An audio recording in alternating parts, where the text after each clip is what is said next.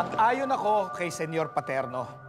Pinipili ko ang kapayapaan. Bulag!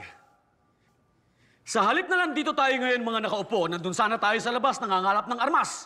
Humuhukay ng trinsera, tinuturuan ng ating mga kababayan para lumaban.